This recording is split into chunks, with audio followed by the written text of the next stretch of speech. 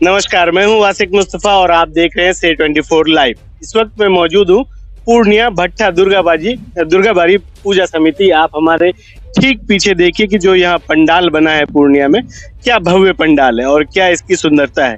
खास बात यह है कि ये केदारनाथ मंदिर पर आधारित है और ठीक सामने नंदी बुल भी यहाँ पर स्थापित की गई है।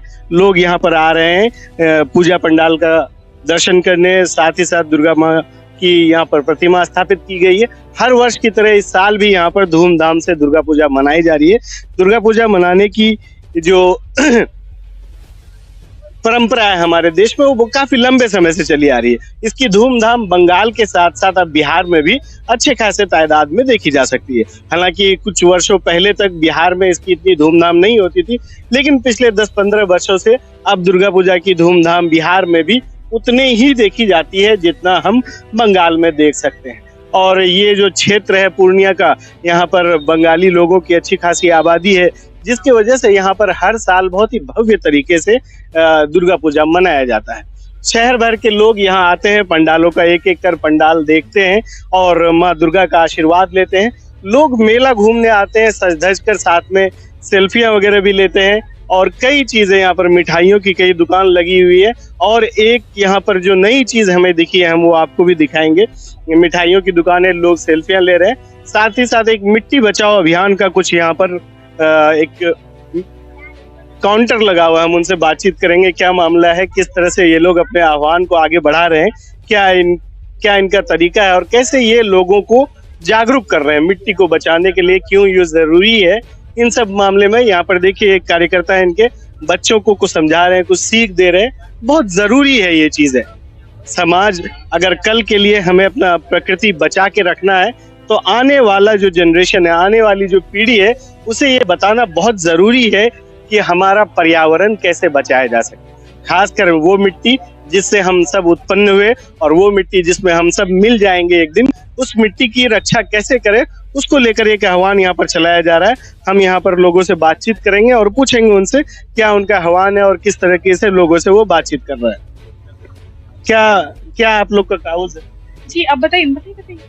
तो हम लोग एक जो ईसा फाउंडेशन की तरफ से ये अभियान शुरुआत हुई थी और हम लोग उसी में आगे बढ़ा रहे हैं। ये अभियान है मिट्टी से जुड़े समस्याओं के मुद्दों पर, कि कैसे आज वैज्ञानिक कह रही है कि हमारी मिट्टी की गुणवत्ता इस तरह घट रही है कि आज से मात्र 40 साल बाद ये मिट्टी भोजन नहीं दे प्रदान कर पाएगी, है ना। और क्योंकि मिट्टी में फर्टिलाइजर का ज्यादा इस्तेमाल हो रहा है इसमें। हाँ, तो और बहुत सारे कारण हैं। और पेड़ भी कटा हुआ है, किस तरह ग्लोबल वार्मिंग हो रहा है, कार्बन का ज्यादा उत्सर्जन हो रहा है। तो बोल रहे हैं कि जो कम से कम 3 से 6% इसमें पोषक तत्व होना चाहिए, वो अभी अपने देश में भारत में 0.5 बचा है और ये लगातार घट रहा है। कम से कम उसको 3% पे लाना ही होगा, ताकि आने वाली पीढ़ियों को ये जो फूड आ सकता है। देखिए, इसके एक तरफ से सबसे आसान है कि ये जो धरती से हम लोग को धूप में लगातार खड़ा कर दिया जाए तो क्या हो जाएगा, उसी खराब हो जाता है। मिट्टी को भी लगातार किसान जोतते हैं, उनका तो काम है, और खुली छोड़ देते हैं। जब वो जोते तो तभी उसको कुछ करना हो, फिर उसको ढक दे और ज्यादा से ज्यादा पेड़ पौधा लगाया जाए ताकि धरती ढकी रहे। हो सके तो फल वाले वृक्ष लगाए ताकि हम लोग को मतलब अनाज भी हो जाए, फल भी हो जाए, भोजन भी हो जाए और पेड़ भी लग जाए। एक ये उपाय ये तो करना ही होगा। इससे देखिए फिर पानी भी, मिट्टी में जो उर्वरा बढ़ेगी। दिक्कत ये आ रही है ना कि हमारे देश की आबादी बहुत बढ़ गई है। अब उसको खाना मुहैया कराने के लिए खेती करना होता है और खेती के लिए फर्टिलाइजर्स वगैरह, इंसेक्टिसाइड, पेस्टिसाइड, इन सब चीजों के इस्तेमाल से धीरे धीरे जमीन की गुणवत्ता खराब हो रही है। बिल्कुल सही बात है, लेकिन जो इसको ठीक करने का अप्रोच, क्या सिर्फ हम इसको सनलाइट से बचाकर ठीक कर सकते हैं या फिर फर्टिलाइजर का इस्तेमाल भी रोकना होगा? देखिए, वो तो फर्टिलाइजर को हर कोई जानता है कि ये खराबी कर रहा है ना, तो इससे हर कोई बचना चाहता है कि उस तरह के भोजन हम ना करें। हर कोई कह रहा है कि हमको ऑर्गेनिक भोजन चाहिए, लेकिन उपलब्ध नहीं है। तो अगर बड़े स्तर पे ऑर्गेनिक का कंटेंट को बढ़ाया जाए, है ना, खाद को बड़े स्तर पर ऑर्गेनिक को बढ़ाया जाए, देश में ऐसा नीति लाया जाए, किसान को प्रोत्साहन किया जाए। ठीक है, अभी आपको ऑर्गेनिक हम दे रहे हैं, लेकिन आपको कम उपज हो रहा है क्योंकि उसको गुणवत्ता आने में कुछ टाइम लगेगा, तब तक के लिए हम आपको कुछ प्रोत्साहन राशि दे रहे हैं ताकि आप इसमें लगे रहिए। एक ये उपाय है। दूसरा है कि हम लोग आपस में भी कुछ कर सकते हैं। लोगों को अगर जागरूक फैलाएं तो लोग कहेंगे कि सरकार को बोलेंगे कि हमारे आने प्लास्टिक भी बहुत बड़ा मुद्दा है। जी। तो प्लास्टिक का उपयोग तो हमारी जागरूकता की। आज सर मतलब आप देख रहे हैं कि सरकार ने फिर प्लास्टिक पे बैन लगाया जी, तो फिर लेकिन हम लोग ही उपयोग कर रहे हैं। ये बस थोड़ी सी समझदारी की बात है। बस आप थोड़ी सी समझ जाए कि हम क्या कदम आप चलिए, एक कदम हम, बस मिलके तूफान लाएंगे। ये इनकी संदेश है कि एक कदम आप चले, एक कदम हम चले, मिलकर इस धरती को बचाएं। आने वाले समय में इस धरती पर जो दिक्कतें हैं, प्रकृति है, वो धीरे धीरे अब कमजोर होती जा रही है, मजबूती जो अपनी है वो खोती जा रही है, जमीन अपनी फर्टिलिटी खो रही है। यहाँ पर और भी बहुत सारे लोग हैं जो पूजा पाठ के लिए आए हैं और जगह जगह पर रुक कर यहाँ वहाँ सेल्फी ले रहे हैं, बातचीत कर रहे हैं लोगों से भी। क्या नाम हुआ भैया आपका? मेरा नाम राजेश्वरी हो। क्या उम्र है आपकी? इधर घूम रहे हैं। 16 चल रहा है। 16। पढ़ाई करते हैं जी। कहाँ पर? Vision public school. Vision public school. कौन से क्लास में पढ़ाई कर रहे हैं? 10th में। तब यहाँ पूजा घूमने कैसा लग रहा है ये? मस्त। कहाँ के रहने वाले हैं? गांधीनगर थाना चौकी। सब ठीक ठाक? और कुछ कहना चाहेंगे पूजा के बारे में, या अपने दोस्तों को या किसी को बधाई देना चाहेंगे?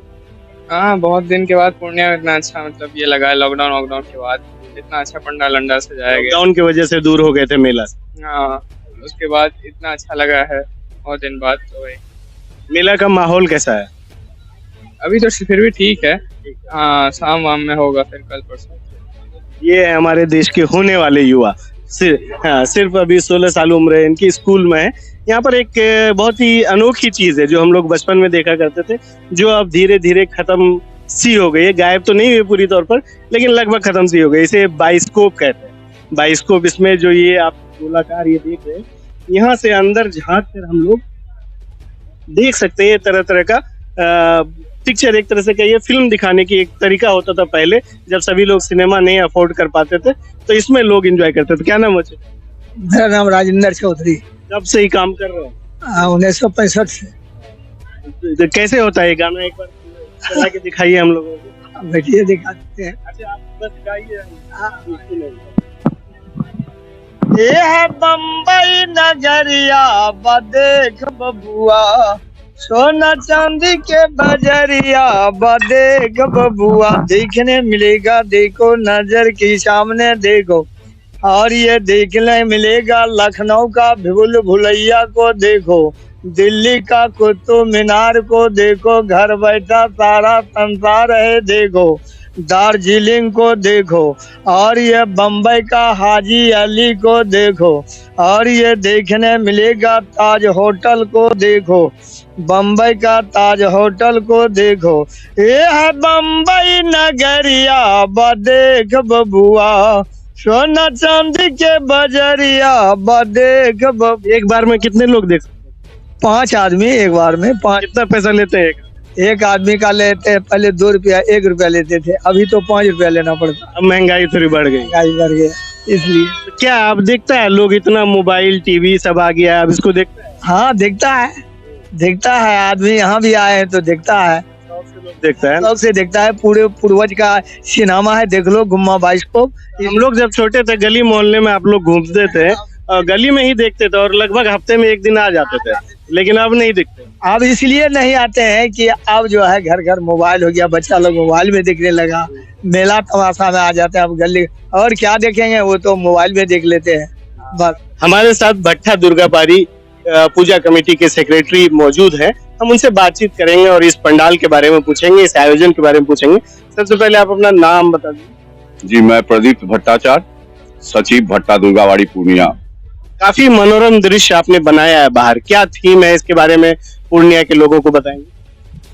थीम तो यही है, थीम हम लोग चाहे थे जो भगवान केदारनाथ का जो मंदिर है उसी का अनुकरण करने का हम लोग कोशिश किया है, और अब आप लोग बताएंगे, जनता बताएंगे जो हम लोग कहाँ तक सक्सेस हो सके हैं। थीम तो बहुत ही अच्छा है, बहुत ही प्यारा, बहुत ही मनोरम है।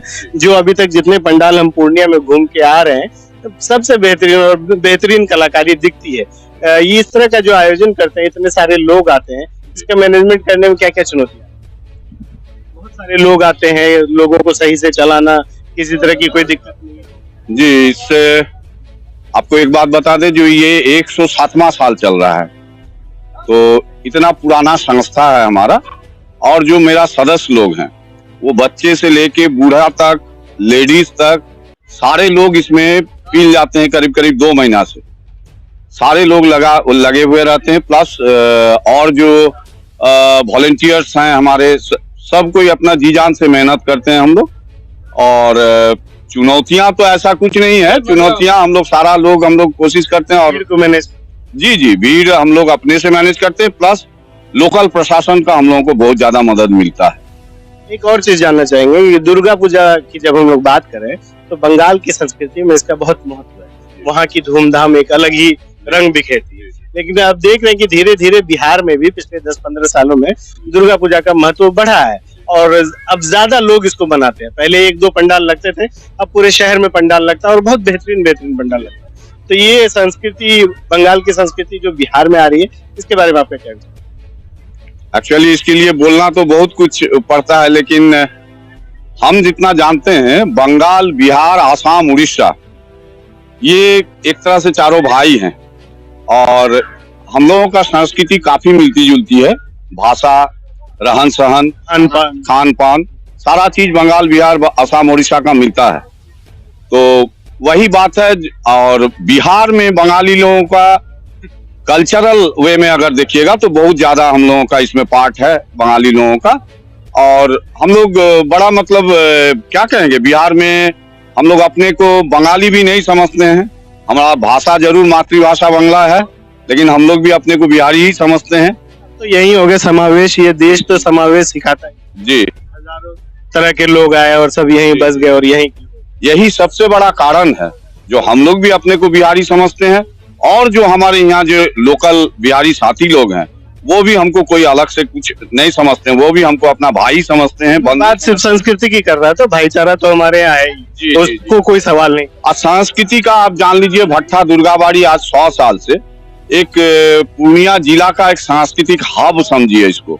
जो हमारे यहाँ आज तक आप कभी कोई अश्लील गाना नहीं सुनिएगा, ना कोई अश्लील तरह का डांस देखेंगे आप। बच्चों का कंपटीशन भी हुआ था। जी बिल्कुल होता है। बिल्कुल करीब 1 महीना पहले से अगस्त महीना से हमारे यहाँ मतलब वेरियस टाइप का कंपटीशन हो रहा है। आज भी हुआ है, कल भी है, तरह तरह का कंपटीशन होता है। उसमें हम लोग पारितोषिक भी देते हैं, लोग को सर्टिफिकेट भी दिया जाता है।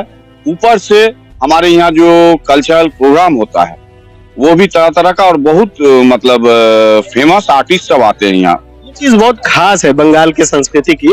वहाँ के परिवार में एक न एक व्यक्ति ऐसा होता है जो संगीत से जुड़ा हुआ हो, लिटरेचर से जुड़ा हुआ हो, और ये चीज यहाँ पर बिहार के कल्चर में कम देखने को मिलती है।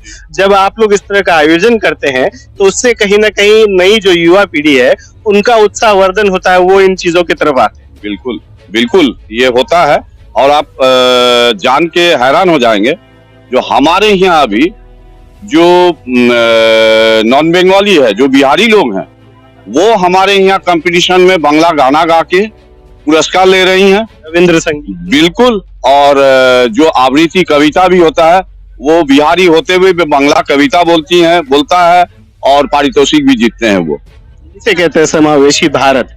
एक ऐसा भारत जहाँ पर हर संस्कृति के लोग, हर सभ्यता के लोग मिलजुल कर रहते हैं और एक दूसरे की सभ्यता से बहुत सारी चीजें सीखते हैं, एक दूसरे की संस्कृति से बहुत सारी चीजें सीखते हैं और एक हिंदुस्तानी बनकर रहते हैं। उसकी पहचान हिंदुस्तानी की होती है, ना कि एक बंगाली या बिहारी की होती है। बात दुर्गा पूजा की करें और बात साथ ही साथ बंगाल की संस्कृति की करें तो एक चीज का जो हमेशा ध्यान आता है वो बंगाल में साड़ी का फैशन और अलग तरह की साड़ियां, और खास करके जो दुर्गा पूजा में जो साड़ियां पहनी जाती है उसकी धूम पूरे देश में, और बॉलीवुड ने इसे हर घर तक पहुंचाया है।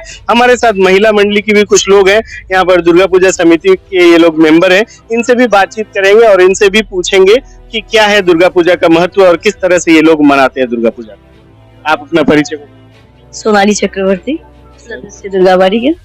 तो दुर्गा पूजा की धूमधाम कैसी है? धूमधाम तो अच्छी है। कोरोना काल को पार कर अभी जो ये साल हम मना रहे हैं इस पर्व को बहुत खुशियों के साथ, लेकिन फिर भी हम अपने युवा बहनों को चाहेंगे कि अपने दिल से यहाँ के कार्य को संभाले, क्योंकि ये इतना बड़ा पूजा है और बहुत पुराना पूजा है ये। इसके लिए अंदर से जो एक काम की जरूरत होती है, क्योंकि बिना सहयोग के तो इतना बड़ा पूजा एक आदमी टीम वर्क नहीं हो सकती है। तो टीम के लिए हम आपके इस चैनल के माध्यम से इतना ही गुजारिश करेंगे कि हमारी बहनें, हमारे युवा साथी अपने दिल से आके यहाँ पर सहयोग करें, ताकि ये पूजा बृहद रूप से और भी बहुत खुशियों के साथ हम मना सके। तो दुर्गा पूजा वाली जो सफेद और लाल बॉर्डर वाली साड़ी होती है वो पूर्णिया में कम देखने को। नहीं, वो हमारे इस बार हम लोग अभी जो आज पहने हैं और 10वीं के दिन ही वो साड़ी हम लोग पहनते हैं। 10वीं के दिन पर जी जी, वो देखने के लिए 10वीं के दिन आना। हाँ, वो सिंदूर दान जो होता है उसमें हम लोग पहनते हैं। सिंदूर दान की प्रथा है 10वीं के दिन। हाँ, बिल्कुल माँ चली जाएंगी, माँ चली जाएगी तो माँ को सिंदूर हम लोग जो सधवा होते हैं करते हैं उनको, और माँ को हम लोग सिंदूर दान करते हैं लाल उजला साड़ी पहन के। ये हम लोग को उस दिन पहनना ही होता है। तो इस बार दुर्गा माँ से क्या कामना करते हैं? हम लोग ये कामना करेंगे कि हमारे पूरे विश्व के लोग हमेशा खुश रहे, स्वस्थ रहे, और कोरोना से हम लोग जस्ट निकल के आए हैं बाहर, तो हम लोग पूरे देशवासी अच्छा से आनंद से ये पूजा को हम लोग एंजॉय करें और बहुत खुश रहे और स्वस्थ रहे। क्या नाम हुआ? मेरा नाम बर्नाली मुखर्जी। अब हर खबर पर होगी हमारी नजर। पल पल बदलती देश और दुनिया की हर खबर पाइए सीधा अपने मोबाइल पर।